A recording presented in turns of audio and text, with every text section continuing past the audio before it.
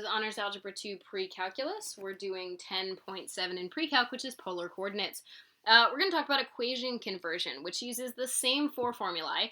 X equals r cosine theta, y equals r sine theta, x squared plus y squared equals r squared, and tangent theta equals y over x that we've seen before. So as an example that's on page 753 in your book, and we're not actually going to work through this like an example, I just want to walk you through sort of the steps, and then we'll do some actual examples. If I had the rectangular equation y equals x squared, I could replace the y with r sine theta.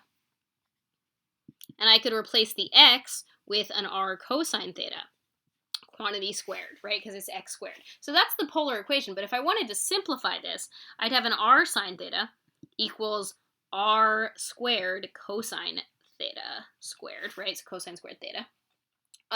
If I want to solve for r, right, there's a couple different ways I can do it, but the easiest option, assuming that, now r could actually be 0 in this situation, but the easiest option essentially is I'm just going to divide this r value over, right?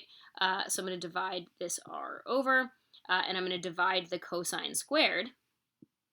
And what's going to happen is I'm going to get sine theta over cosine squared theta equals r, because one of the r's cancels, and that's one option. But the slightly nicer version of this would be if I made this a sine over a cosine times a 1 over a cosine and called this secant tangent, or tangent secant, but we usually put secants in front. So secant tangent. So the simplest form of this, right, if we wanted to simplify this as much as possible, the simplest form of this would be r equals secant theta tangent theta, right? So again, same exact formula, right? Y equals x squared is the same as r equals secant theta tangent theta. They're just different methods, right? So y equals x squared is a rectangular equation. R equals secant theta tangent theta is polar.